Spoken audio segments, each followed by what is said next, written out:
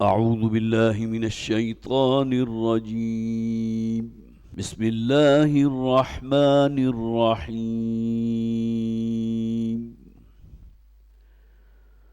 إذ قال الله يا عيسى إني متوفيك ورافعك إلي ومطهرك من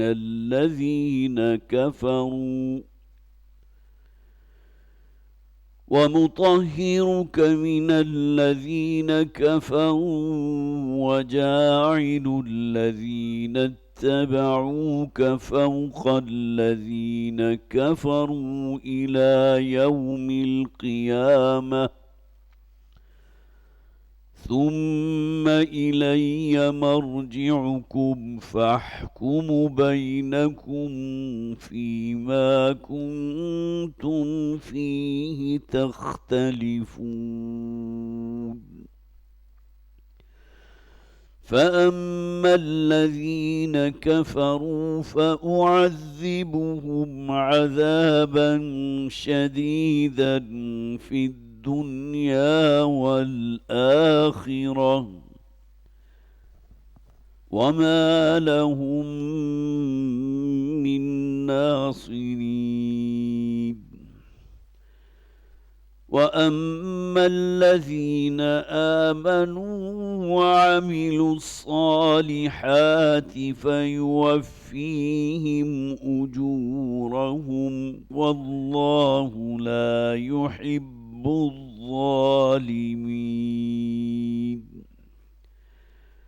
ذلك نتلوه عليك من الآيات والذكر الحكيم. إن مثل عيسى عند الله كمثل آدم خلقه من تراب ثم قال له كن فيكون. الحق من ربك فلا تكن من الممترين. فمن حاجك فيه من بعد ما جاءك من العلم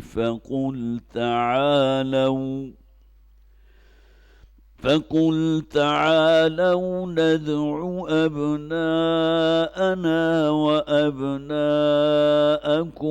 ونساءنا ونساءكم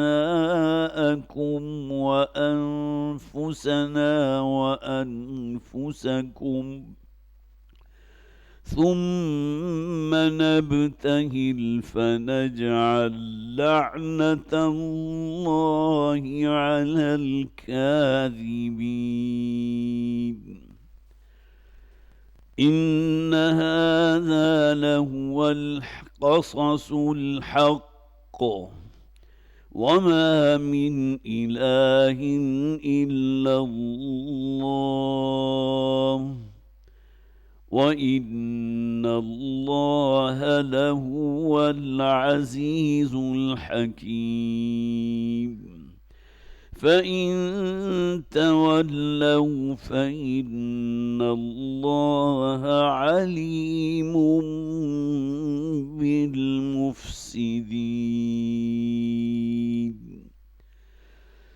صدق الله العظيم. رب اشرح لي صدري ويسر لي أمري واحلل عقدة من لساني يفقهوا قولي. اللهم ألهمنا رشدنا وأعذنا من شرور أنفسنا آمین یا رب العالمین. حضرات پچھلی مرتبہ چونکہ ہماری ملاقات تقریباً 6 ہفتوں کے بعد ہوئی تھی، لہذا تفصیل کے ساتھ سورہ آل عمران کے آغاز سے لے کر اور 5ویں رکوع کے آخر تک جو ہم نے پچھلی مرتبہ پڑھا تھا ایک بیان ہو چکا. صرف ذہن میں تازہ کر لیجئے کہ رکوع نمبر 4، 5 اور 6 یہ 3 رکوع وہ ہیں جس کا ایک خاص پس منظر ہے. آپ کے علم میں ہے کہ فتح مکہ کے بعد جو مسلمانوں کی ایک دھاک بیٹھ گئی تھی جزیرہ نما عرب میں، وہ شہر مکہ کے جہاں سے نبی اکرم صلی اللہ علیہ وسلم کو اگر ان کے الفاظ بیان کیے جائیں تو گویا کہ انہوں نے حضور کو نکال باہر کیا تھا، جبکہ ہم سمجھتے ہیں اللہ کے حکم سے ایک بڑی عظیم ہجرت تھی، اور نبی اکرم صلی اللہ علیہ وسلم نے اس وقت تک ہجرت کا ارادہ نہیں کیا جب تک کہ اللہ کی طرف سے اذن اور اجازت نہیں آ گئی۔ روایات میں ہے کہ حضرت ابوبکر صدیق رضی اللہ تعالیٰ عنہ حضور سے بار بار سوال کرتے تھے کہ کب اللہ کی طرف سے حکم آئے گا، کب اجازت آئے گی ہجرت کی؟ تو حضور فرماتے تھے ابھی صبر سے کام لو، میں پابند ہوں اللہ کے حکم کا۔ اور ظاہر ہے جب اللہ کی طرف سے اذن اور اجازت آ گئی تو پھر حضور نے ایک لمحے کا بھی توقف نہیں کیا۔ آپ کے علم میں ہے کہ اگرچہ جانا مدینہ تھے جو شمال کی طرف ہے، لیکن حضور مکے سے جنوب کی طرف گئے، غار ثور۔ جو حضرات بھی وہاں گئے انہیں معلوم ہے مکہ شہر سے کافی فاصلے پر ہے وہ جگہ، اور وہاں 3 دن حضور جو ہے وہ روپوش رہے ہیں، اور اس کے بعد پھر آپ نے وہ ہجرت کا جو اصل مہاجرت کہتے ہیں جسے مدینہ کی، وہ اختیار کی۔ بہرحال اصل حاصل یہ ہے کہ چونکہ اب فتح مکہ ہو چکا، وہ شہر کے جہاں سے حضور کو ہجرت پر مجبور کیا گیا تھا، اب اس میں وفات کی حیثیت سے واپس داخل ہو چکے، اور پورے جزیرہ نما عرب پہ مسلمانوں کی دھاک بیٹھ گئی۔ اس موقع پر پھر حضور نے واپس آنے کے بعد جو ہے بہت سے خطوط لکھے ہیں۔ شاہ مصر کے نام ہے، ہرقل کے نام ہے، جو سلطنت روما، جو گریٹ امپائر، رومن امپائر، اس کا جو بادشاہ تھا اس کے نام بھی خط لکھا، شاہ حبشہ کے نام خط لکھا۔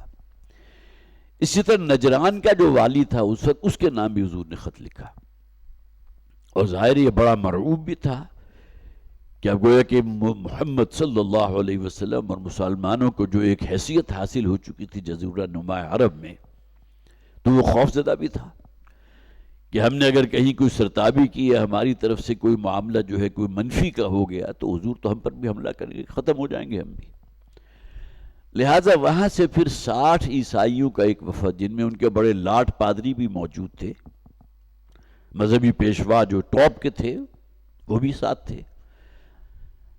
اب وہ گفت و شنید کے لیے حضور صلی اللہ علیہ وسلم کی خدمت میں حاضر ہوئی۔ یہ سن 9 ہجری کا واقعہ ہے، جبکہ 2 سال پہلے جو ہے مکہ فتح ہو چکا تھا۔ تو یہ 3 رکوع اصل میں اس موقع پر نازل ہوئے ہیں نبی اکرم صلی اللہ علیہ وسلم پر، اور اس میں جو بھی ان کے اشکالات تھے حضرت مسیح علیہ السلام کے بارے میں، وہ اللہ کے بیٹے ہیں، اور یہ اور تمام چیزیں جو خرافات ان کے ہاں موجود تھیں، ان سب کا ابطال ہو گیا ان 3 رکوعوں کے اندر۔ اور اس میں بھی روایات جو بڑی تفصیل سے ملتی ہیں، کئی دن یہ جو ہے گفت و شنید جاری رہی ہے، اور بالآخر نبی اکرم صلی اللہ علیہ وسلم نے حضرت ابو عبیدہ ابن الجراح رضی اللہ تعالی عنہ، بہت ہی جلیل القدر صحابی ہیں، بلکہ بڑا ایک دلچسپ واقعہ اس موقع پر ابن کثیر نے لکھا ہے اپنی تفسیر میں کہ حضرت عمر رضی اللہ تعالیٰ عنہ کا یہ خیال تھا، اس لیے کہ حضور نے ایک دن پہلے اس بات کا اظہار کیا تھا کہ کل میں ایک ایسے شخص کو بھیجوں گا اس وفد کے پاس جو جا کر میرا جو فیصلہ ہے وہ انہیں سنا دے گا۔ تو وہ لکھتے ہیں کہ حضرت عمر رضی اللہ تعالیٰ عنہ کے دل میں یہ خیال پیدا ہوا کہ کاش کہ وہ شخص میں ہوں، بلکہ مجمع میں جس میں حضرت عمر بھی موجود تھے، جب حضور نے یہ کہا تو حضرت عمر روایت میں ہے کہ وہ ذرا اونچے اٹھ کر گویا کہ اپنے آپ کو واضح کرنا چاہتے تھے کہ شاید کہ قرۂ فال میرے نام نکل آئے اور نبی اکرم صلی اللہ علیہ وسلم مجھے منتخب کر لیں اس کام کے لیے۔ جو نجران کا وفد ہے ان کے ساتھ اب گویا کہ گفتگو شنید جو ہونی تھی وہ ہو چکی، اب حضور کا فیصلہ جانا تھا، لیکن نبی اکرم صلی اللہ علیہ وسلم نے حضرت ابو عبیدہ ابن الجراح رضی اللہ تعالیٰ عنہ ان کا انتخاب کیا اور ان کو بھیجا، اور پھر وہ الفاظ وہی ہیں جو آج کے رکوع کے بالکل ہم آخر میں پڑھیں گے، جسے آیت مباہلہ کہتے ہیں، اور یہی یہ پوری گفتگو 6 رکوع کا آخر ہے، یہاں آ کر سم اپ ہو گئی۔ اس کا نتیجہ یہ نکلا کہ وہاں جو لوگ بھی آئے تھے 60 کی تعداد میں تھے، ان میں بڑے، جیسا کہ میں نے عرض کیا، ان کے بڑے بڑے پادری بھی موجود تھے، تو ان میں سے ایک عمر رسیدہ شخص تھا، ایک ادھیڑ عمر شخص تھا، جس نے یہ کہا کہ دیکھو اب جو بات ہم تک پہنچ گئی ہے، بات ہم پر واضح ہو چکی ہے، اور یہ وہ بات ہے جو ہماری کتابوں میں لکھی ہوئی موجود ہے کہ آخری نبی اور رسول کی آمد ہوگی، اور میرا تو گمان غالب یہ، اب یہ وہ شخص کہہ رہا ہے جو عمر رسیدہ تھا، اور میرا گمان غالب یہ ہے کہ یہ وہی ہیں کہ جن کے ساتھ ہمارا مکالمہ چل رہا ہے، یہ اللہ کے نبی ہیں، رسول ہیں۔ پھر اس نے یہ کہا اور کبھی ایسا نہیں ہوا کہ نبی اور رسول نے کوئی بد دعا کی ہو کسی کے لیے اور وہ قبول نہ ہوئی ہو، لہذا اگر ہم محمد کی بات تسلیم نہیں کرتے صلی اللہ علیہ وسلم تو پھر ہمارے ساتھ جو کچھ ہوگا اس کا تم خود اندازہ کر سکتے ہو، ہمارا وجود بھی باقی نہیں رہے گا۔ اب یہ ایسا معتبر شخص تھا کہ جس پر وہ تمام جو پورا کا پورا 60 افراد پر مشتمل جو ایک وفد تھا، اس نے سر جھکا دیا اور کہا بات یہ بالکل صحیح ہے، سب کے دل لگتی بات تھی، اس لیے کہ قرآن حکیم میں جو 3 رکوع مسلسل اس موقع پر نازل ہوئے، اور ظاہر ہے انہیں پڑھ کر سنائے گئے، اللہ کا کلام شاہانہ کلام بھی ہے، اس کے اندر جاہ و جلال بھی ہے، جمال بھی ہے، اور پھر وہ حقائق ہیں کہ جو ان کی اپنی کتابوں میں بھی موجود تھے، تو اب تو کوئی دلیل ان کے پاس جو ہے باقی نہیں رہ گئی تھی، لہذا انہوں نے اس بات کو قبول کیا اور نبی اکرم صلی اللہ علیہ وسلم سے کہا کہ ٹھیک ہے، آپ ہمیں ہمارے اسی مذہب عیسائیت پر رہنے دیجئے، ہم جزیہ دیں گے۔ اصل میں مطالبہ تو یہ تھا، نبی اکرم صلی اللہ علیہ وسلم نے جتنے بھی خطوط لکھے تھے مختلف حکمرانوں کو، اس میں 3 باتیں موجود تھیں۔ دیکھو اسلام قبول کرو تو ہمارے ساتھ ہمارے بھائی بن جاؤ گے، آپشن نمبر 1، جس کو بھی حضور نے خط لکھا، وہ شاہ حبشہ تھا یا مصر کا مقوقس تھا یا کوئی بھی تھا، ہرقل تھا، سلطنت رومن امپائر کا جو فرما روا تھا، یہی 3 آپشنز، اسلام قبول کر لو ہمارے بھائی بن کر رہو گے، اگر یہ منظور نہیں ہے تو قانون اور دین اسلام ہوگا، تمہیں چھوٹے ہو کر رہنا ہوگا اور جزیہ دینا ہوگا۔ قرآن میں ذکر موجود ہے حَتَّى يُعْتُوا الْجِزْيَةَ عَنْ يَدٍ وَهُمْ صَاغِرُونَ، جزیہ دینا قبول کرو اور چھوٹے بن کر رہو، قانون بالادستی اسلام کا نظام، تمہیں اجازت ہے، تم اپنے چرچ میں جانا چاہو، سینیگوگ میں جانا چاہو، اپنے طور پر کوئی عبادت کرنا چاہو، ایک خدا کو پکارو، 3 خداؤں کو پکارو، لیکن یہ کہ تسلیم کرو کہ دین حق اسلام ہے اور ہم اس کے تابع ہو کر رہیں گے، جزیہ دیں گے۔ اور تیسری آپشن کوئی باقی نہیں رہی، یا پھر یہ تلوار ہے جو ہمارے اور تمہارے درمیان فیصلہ کرے گی۔ تو اب ان لوگوں نے گویا کہ اس آپشن کو قبول کر لیا نجران کے اس وفد نے، کہ جس میں چھوٹے ہو کر رہنا ہوگا، اپنی جو بھی مذہبی مراسم ہے، مراسم عبودیت ہے، اس کی تمہیں اجازت ہے، تمہارے کسی چرچ کو، تمہارے کسی معبد کو مسمار نہیں کیا جائے گا، ان کی عزت و احترام ہوگی، تمہاری جان بھی اتنی ہی باعزت ہوگی جتنی کہ کسی مسلمان کی جان۔ ذمیوں کے جو حقوق ہوتے ہیں، اگر آپ کے علم میں آئیں تو معلوم ہوتا ہے بالکل ایٹ پار ہیں تمام مسلمانوں کے۔ ہاں جزیہ دینا ہوگا، لہذا انہوں نے اس بات کو، اس آپشن کو گویا کہ قبول کرتے ہوئے، جو درمیان کی آپشن تھی، سب سے پہلے کیا تھا، مسلمان اسلام قبول کرو ہمارے بھائی بنو گے، دوسری یہ تھی جس کے انہوں نے اڈاپٹ کیا کہ جزیہ دیں گے، چھوٹے ہو کر رہیں گے، اپنے جو ہمارے مراسم میں عبودیت ہے اس پر ہم پر کوئی پابندی نہیں ہوگی، اور تیسری آپشن جو تھی کہ تلوار ہمارے اور تمہارے درمیان فیصلہ کرے گی، ظاہر ہے وہ ان کے لیے ممکن نہیں تھا۔ حضور کو تو جو غلبہ حاصل ہو چکا تھا، تو اس میں تو کہیں سان گمان میں بھی یہ بات نہیں آتی کہ وہ کہیں مڈ بھیڑ کا آپشن اختیار کرتے، میدان جنگ میں جمع ہو جاتے۔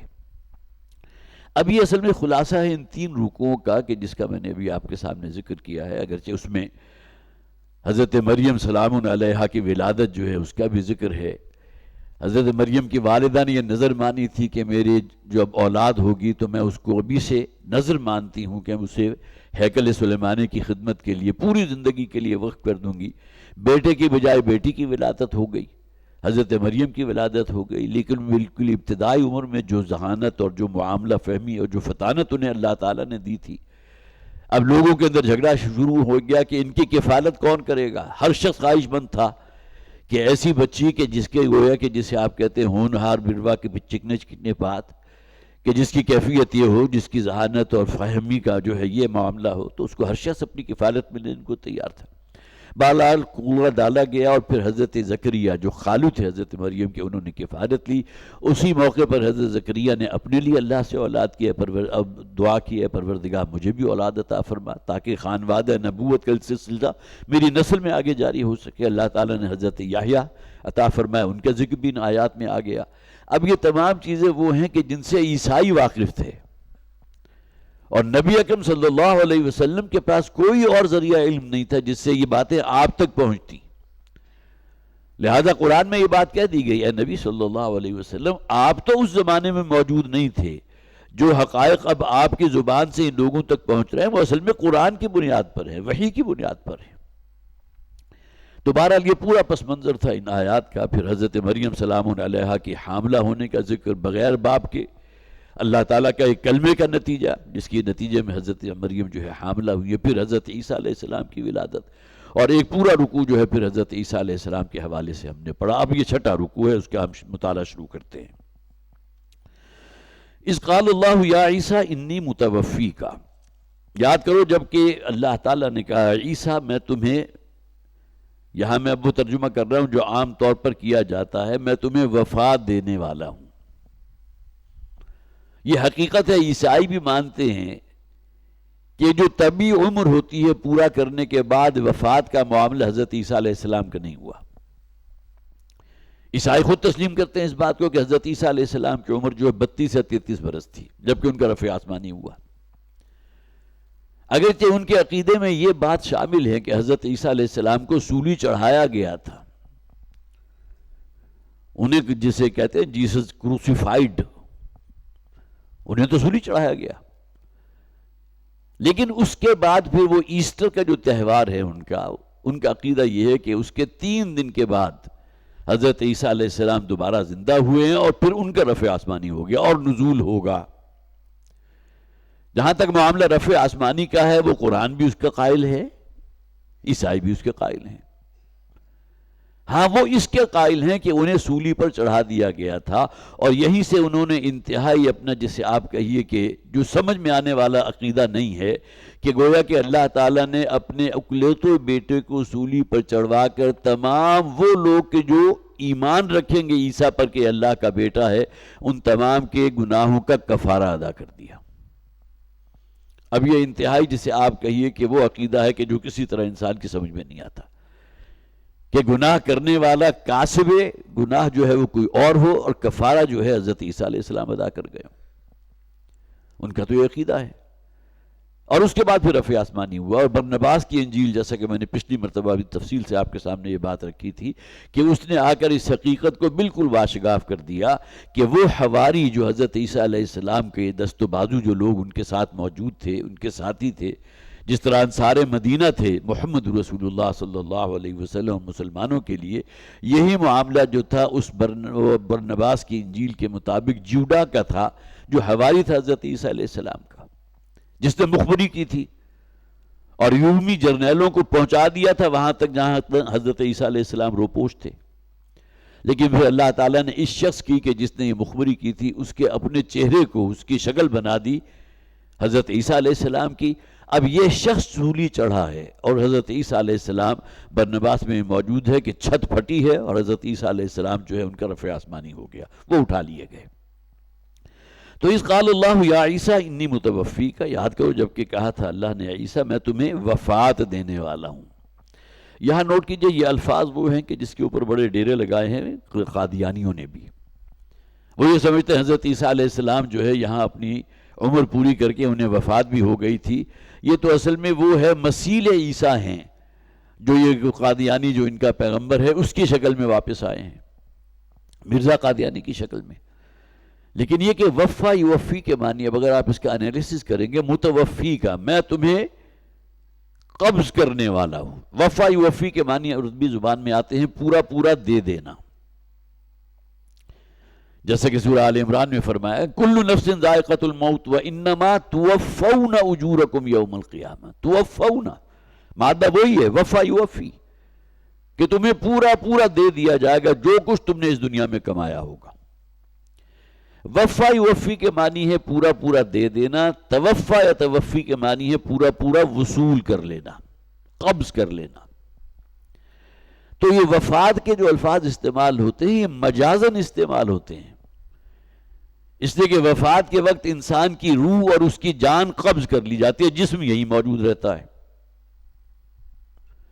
قرآن حکیم میں سورہ زمر میں بھی ذکر موجود ہے، اسی طرح پھر جو ہے سورہ انعام کے اندر بھی موجود ہے، جہاں وفات کا اطلاق کیا گیا ہے انسان کی نیند پر۔ جب انسان سوتا ہے تو اس کا شعور قبض کر لیا جاتا ہے، اس کا جسم بھی زندہ ہے، موجود ہے، دل بھی دھڑک رہا ہے، عمل تنفس بھی ہو رہا ہے، اس کا جسد جو ہے وہ بھی موجود ہے، لیکن روح قبض کر، اس کا جو ہے وہ شعور قبض کر لیا گیا۔ اللہ یتوفی الانفس حین موتها، اللہ تعالیٰ قبض کر لیتا ہے انسان کی جان کو اس کی موت کے وقت۔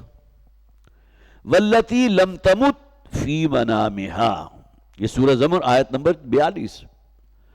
اور جس شخص کے لیے بھی اللہ کا معاملہ یہ نہیں ہوتا کہ اسے وفات دینی ہے، تو رات کے حالت میں بھی توفا کا اطلاق ہو گیا۔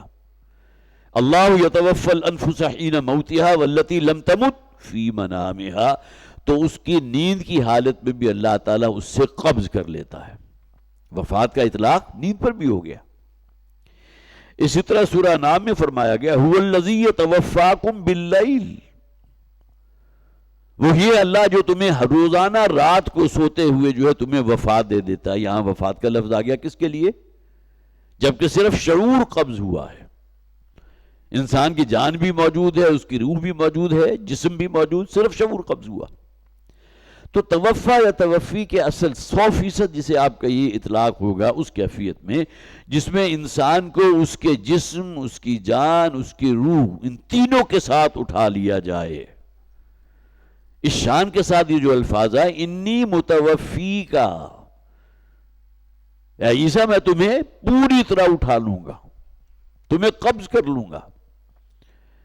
گویا کہ اس دنیا سے حضرت عیسیٰ علیہ السلام جو گئے ہیں، جسے ہم رفع آسمانی اگلا الفاظ وہی آ جائیں گا، وَرَافِعُكَ إِلَيَّ، اور میں تمہیں اپنی طرف اٹھا لوں گا۔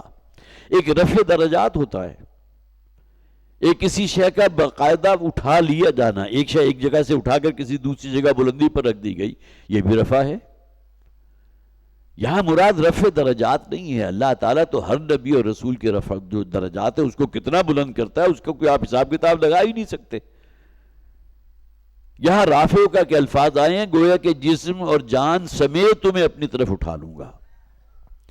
گویا کہ دونوں الفاظ اس بات کی طرف نشاندہی کر رہے ہیں کہ توفا یا توفی پورا پورا قبض کر لینا، جسم، جان اور روح سمیت اللہ نے حضرت عیسیٰ علیہ السلام کو قبض کر لیا۔ انی متوفی کا وَرَافِعُكَ إِلَيَّ، اور اسی پر معاملہ نہیں بلکہ تمہیں اپنی طرف بلند کر لوں گا، اٹھا لوں گا۔ وَمُطَهِّرُكَ مِنَ الَّذِينَ كَفَرُوا، اور یہ کافروں کی جو چالیں ہیں، پچھلی آیت جو ہم نے پڑھی تھی وَمَكَرُوا وَمَكَرَ اللَّهُ، یہ 5ویں رکوع کی آخری آیت کیا تھی؟ ان لوگوں کی اپنی چالیں ہیں، اپنی تدبیریں ہیں، بڑی پلاننگ ہے، بڑی مخبریاں ہو رہی ہیں حضرت عیسیٰ کے بارے میں، انہیں سولی پر چڑھانا ہے۔ اور ایک بدبخت تھا جوڑا نامی ان کا حواری کے جس نے مخبری بھی کی۔ یہ تمام چیزیں برنباس نے ہمارے سامنے بالکل واضح کر دی ہیں۔ تو وہاں جو کہا گیا کہ ان کی اپنی چالیں تھی اور اللہ تعالیٰ کی اپنی ایک تدبیر تھی، اللہ تعالیٰ نے اس مخبری کرنے والے کی شکل ہی کو حضرت عیسیٰ علیہ السلام کی شکل کے مشابہ کر دیا اور اس شخص کو پھر سولی پر چڑھایا گیا۔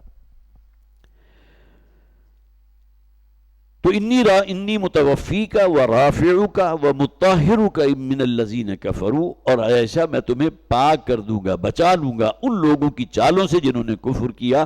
وجاعل الذین اتبعوک فوق الذین کفروا الی یوم القیامہ، اور وہ لوگ جو تمہاری اتباع کرنے والے ہوں گے انہیں میں قیامت تک کے لیے سر بلند رکھوں گا ان لوگوں پر جنہوں نے تمہارا کفر کیا۔ اتباع کرنے والے کون ہیں؟ عیسائی۔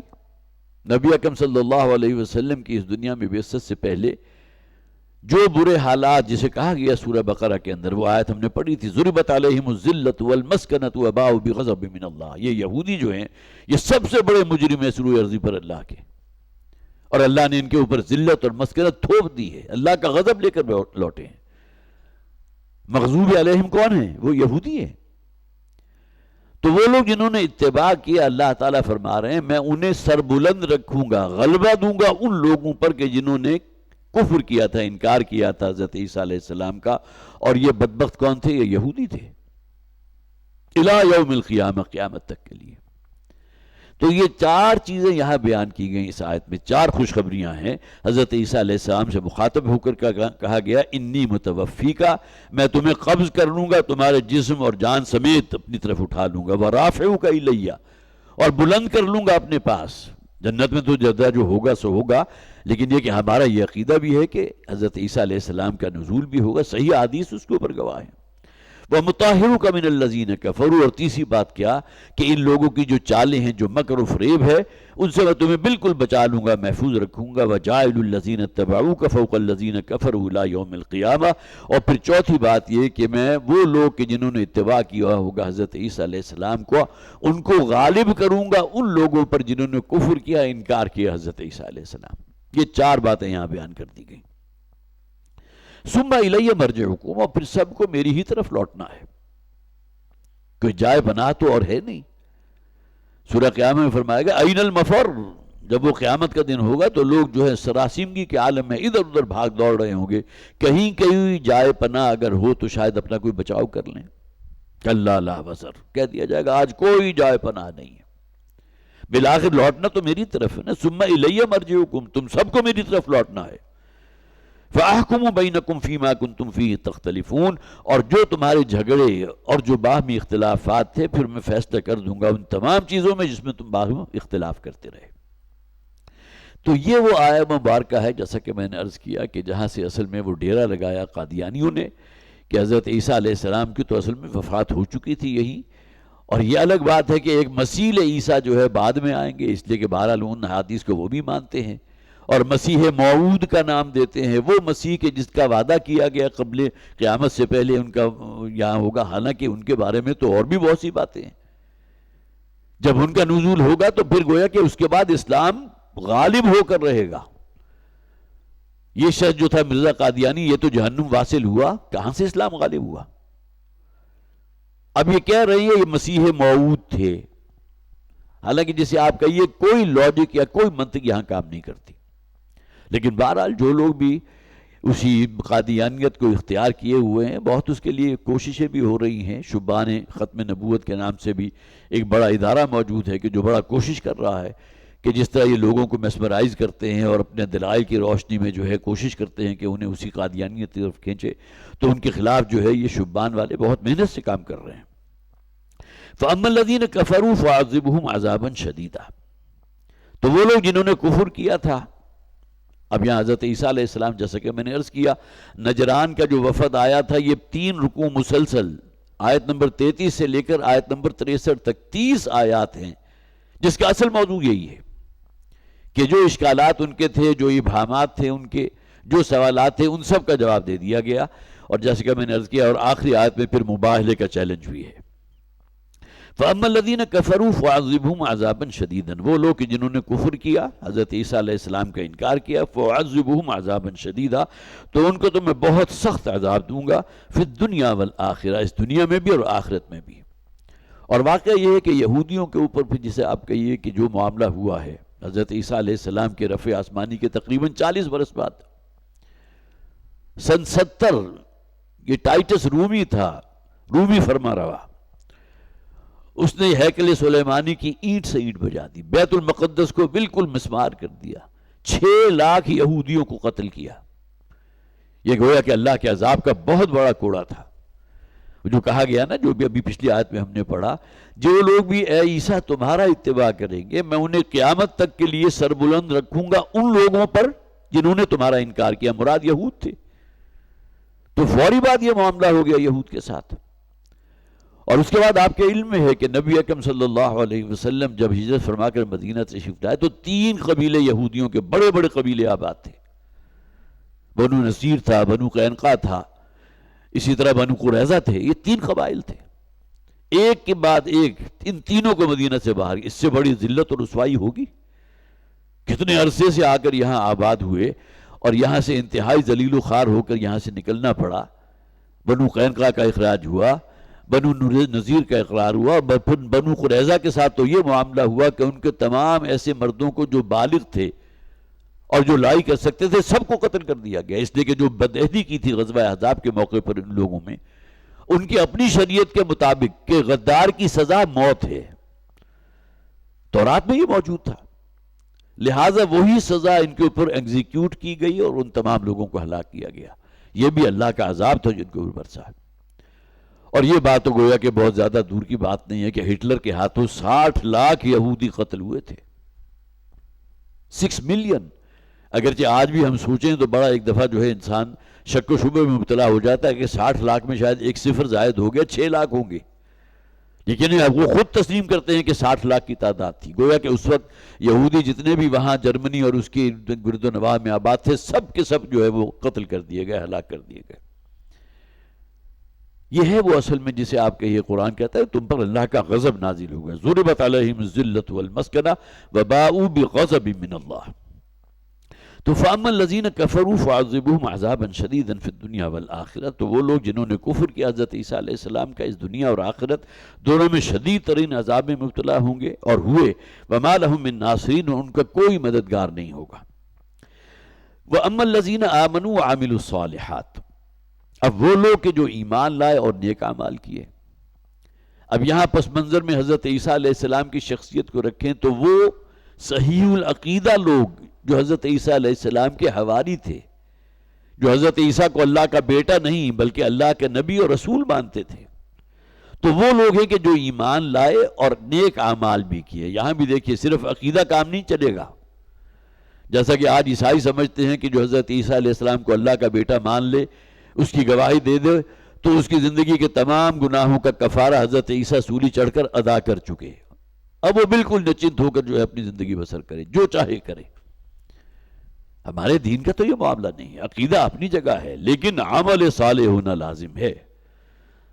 اس کی شخصیت، اس کا سیرت و کردار، اس کے شب و روز کیسے ہیں، حرام و حلال کی کوئی تمیز ہے یا نہیں ہے، یہی چیزیں ہوں گی نا جس کی بنیاد کے اوپر انسان مکلف ہے۔ جو اللہ تعالیٰ نے الہامی طور پر انسان کے اندر خیر اور شر کی تمیز جو ہے وہ بھی ودیت کر دی، اور اس پر جیسے آپ کہیے کہ اس سے بالا تر ہو کر اللہ تعالیٰ نے اپنے نبی اور رسولوں کو بھیجا تاکہ ہدایت کے رستے کو پوری طرح ان کے سامنے واضح کر دیا جائے۔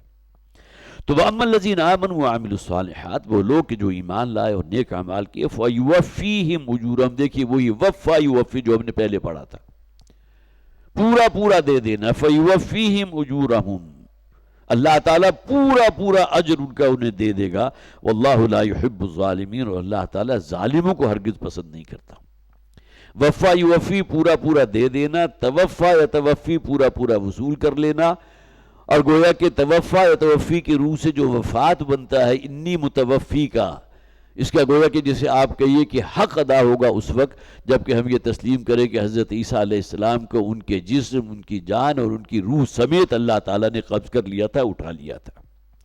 ذالک نتلوہ علیک من الآیات والذکر الحکیم، یہ ہیں وہ آیات کی جو اے نبی صلی اللہ علیہ وسلم ہم آپ کو پڑھ کر سنا رہے ہیں۔ تلا یتلو کے معنی کیا ہوتا ہے؟ کسی کو سنانا، اگرچہ اصل معنی اس کے ہیں فالو کرنا۔ تلاوت ہے قرآن کو نہ صرف پڑھنا بلکہ اسے فالو کرنا، اس کی پیروی کرنا۔ کس معنی میں پیروی کرنا؟ کہ قرآن حکیم میں جو ڈونز ہیں اس پر عمل کرنا اور ڈونٹ سے بچ جانا۔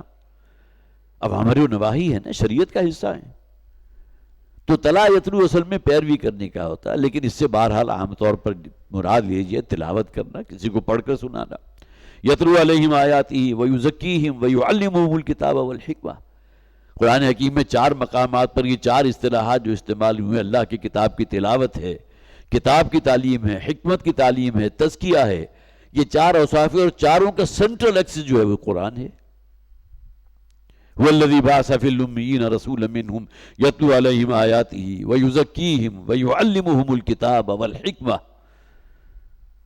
تو یہ ہیں وہ آیات جو اے نبی صلی اللہ علیہ وسلم جو ہم آپ پر نازل کر رہے ہیں، جو آپ کو پڑھ کر سنا رہے ہیں، والذکر الحکیم، اور یہ بہت ہی حکمت بھری باتیں ہیں۔ وہی بات ذہن میں رکھیے کہ یہ تمام چیزیں جو نبی اکرم صلی اللہ علیہ وسلم نے ان لوگوں کے سامنے رکھی ہیں، 3 رکوع مسلسل۔ حضور نے تو کہیں کوئی تورات کی تعلیم حاصل نہیں کی تھی، انجیل کی تعلیم حاصل نہیں کی تھی، لیکن یہ باتیں حضور تک کیسے پہنچی؟ اس کے سوا کوئی اور جواب نہیں ہے کہ اللہ تعالیٰ نے وحی کے ذریعے یہ باتیں حضور تک پہنچائی ہیں۔ ان مسئلہ عیسیٰ عند اللہ کا مسئلہ آدم۔ دیکھیے اب یہاں جو ایک اعتراض ان کا تھا، حضرت عیسیٰ علیہ السلام کے بارے میں یہ تو مانتے تھے عیسائی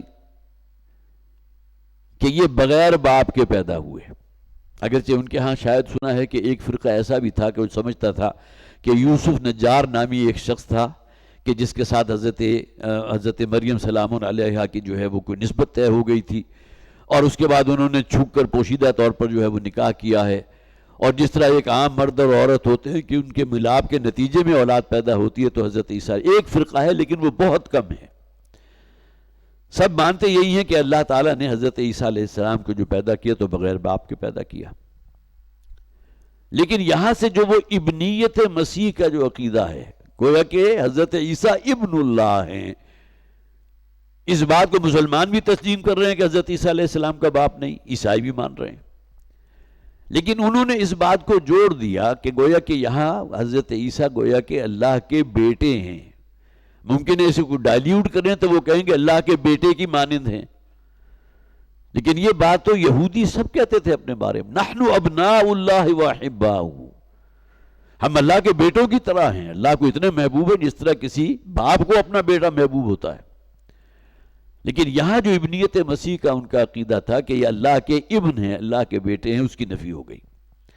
اب آگے اسی کی بات جو ہے آگے مزید تفصیل کی جا رہی، ان مسئلہ عیسیٰ عند اللہ کا مسئلہ آدم۔ اگر عیسیٰ کے بارے میں تم یہ سمجھتے ہو کہ بغیر باپ کے وہ پیدا نہیں ہو سکتے، تو حضرت آدم کے بارے میں کیا کہو گے؟ عیسیٰ تو بغیر باپ کے پیدا ہوئے نا، آدم کی تو نہ ماں تھی نہ باپ تھا، تو یہاں ان دونوں کو کوریلیٹ کر دیا گیا۔ یہاں حضرت عیسیٰ علیہ السلام کے معاملے میں باپ نہیں ہے، لیکن اللہ تعالیٰ کا ایک کلمہ کن تھا جس کے نتیجے میں حضرت مریم سلام علیہا حاملہ ہوئی ہیں۔ وہ کلمہ کن ہے جسے ہم پڑھ بھی جو کلمۃ اللہ، اللہ کا ایک کلمہ، اس کا نتیجہ نکلا۔ اللہ تعالیٰ تو علی کل شیء قدیر ہے، ہر شے کی قدرت رکھتا ہے، وہ قادر ہے اس پر، وہ جو چاہے کہ انما امرہ اذا اراد شیئا ان یقول له کن، وہ کلمہ کن تھا نا، فیکون، اور حضرت مریم سلام علیہا جو ہے وہ حاملہ ہو گئی۔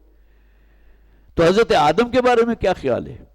ان کے تو نہ باپ تھا نہ ماں تھی، تو جو اللہ تعالیٰ حضرت آدم کو بغیر باپ اور ماں کے پیدا کر سکتا ہے، تخلیق فرما سکتا ہے، تو کیا وہ حضرت عیسیٰ علیہ السلام کو بغیر باپ کے پیدا نہیں کر سکتا؟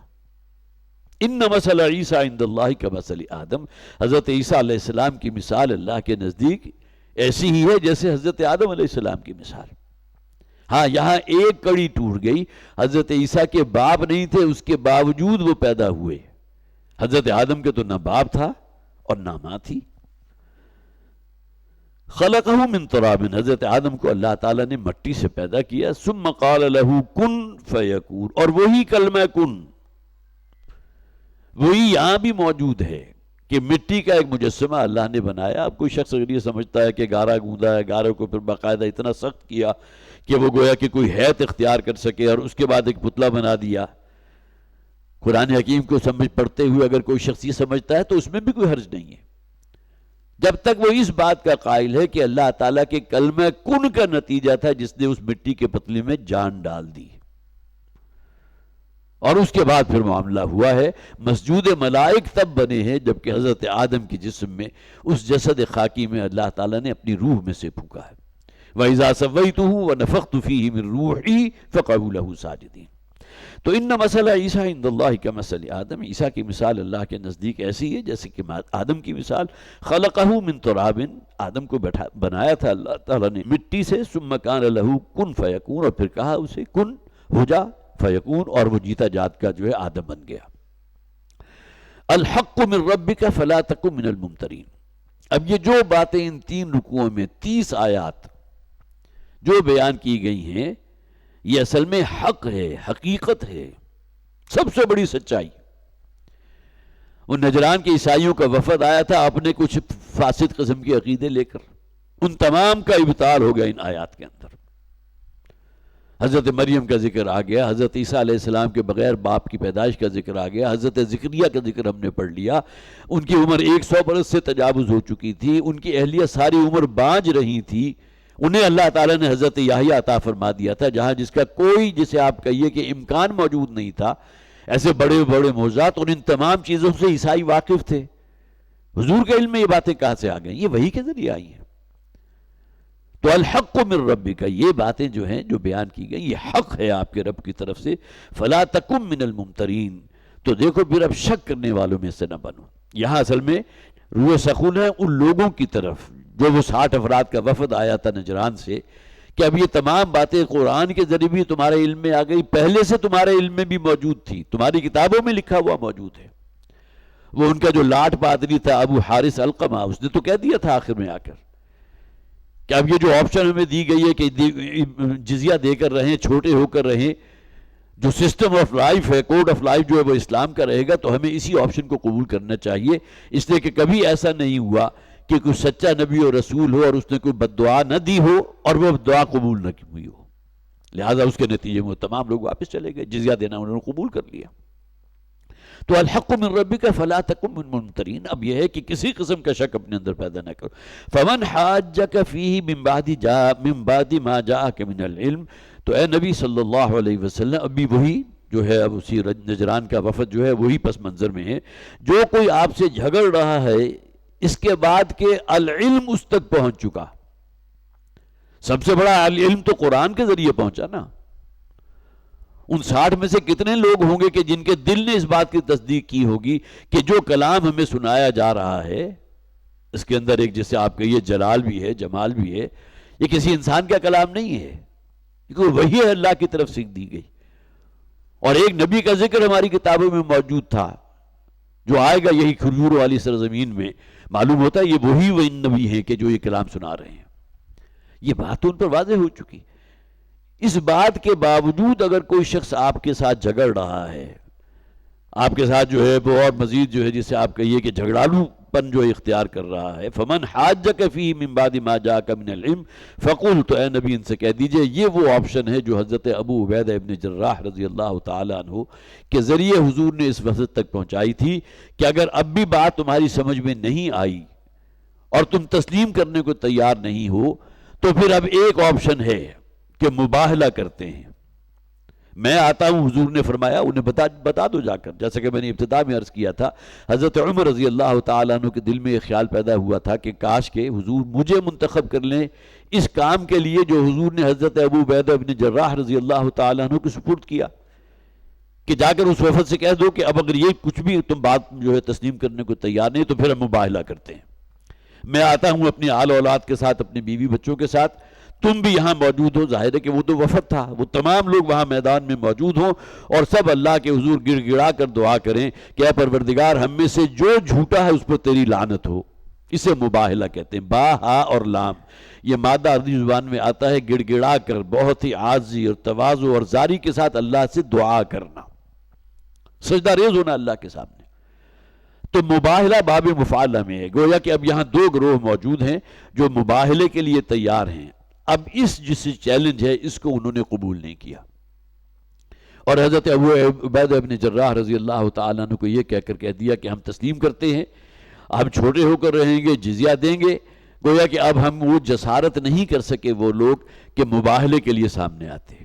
تو فَقُلْ تَعَالَوْا نَدْعُ أَبْنَاءَنَا وَأَبْنَاءَكُمْ، تو جا کر کہہ دو ان لوگوں سے کہ آؤ، نکلو میدان میں، تم خود بھی آؤ، تمہاری اولاد اور تمہاری نساؤنا و نساؤکم، ہم اپنی عورتوں کو لے کر آتے ہیں، تم اپنی عورتوں کو لے کر آؤ، ہم اپنے بچوں کو لاتے ہیں، تم اپنے بچوں کو لے کر آؤ، وَأَنفُسَنَا وَأَنفُسَكُمْ، اور ہم خود بھی موجود ہوں گے اس میدان میں جہاں مباہلہ ہوگا، اور تم سب بھی موجود ہو، ثُمَّ نَبْتَهِلْ، اور پھر ہم مباہلہ کریں، وہی گڑ گڑا کر اللہ سے دعا کریں، انتہائی عاجزی اور زاری کے ساتھ اللہ سے دعا کریں، فَنَجْعَلْ لَعْنَةَ اللَّهِ عَلَى الْكَاذِبِينَ، کہ اللہ تعالیٰ لعنت کرے ان لوگوں پر جو جھوٹ پر قائم ہیں، جو جھوٹے ہیں، ان پر اللہ کی لعنت ہو۔ یہ ہے وہ جسے آیت مباہلہ بھی کہتے ہیں۔ اور پس منظر میں وہ نجران سے جو 60 عیسائیوں کا وفد آیا تھا جس میں ان کا لاٹ پادری بھی موجود تھا، ان کو تمام کو اپنے ذہن میں رکھیے۔ ان ھذا لہو القصص الحق، اب یہ گویا کہ سم اپ کر دیا گیا، یہ ہے وہ قصہ جو اللہ تعالیٰ نے، جو سچی بات ہے، حقیقت ہے، یہ قصہ ہے لیکن حق قصہ ہے۔ ہمارے یہاں قصہ عام طور پر کسی قصہ کہانی کہہ کر اسے ٹال دیا جاتا ہے. لا ان ھذا لہو القصص الحق، یہ ان باتوں میں سے حق اور شدنی بات ہے کہ جو ان آیات میں بیان کر دی گئی. وما من الہ الا اللہ، اور اللہ کے سوا کوئی معبود نہیں ہے.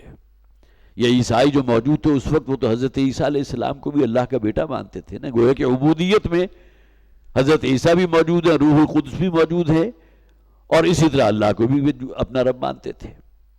وما من الہ الا اللہ، اور نہیں ہے کسی کی بندگی سوائے اللہ کے.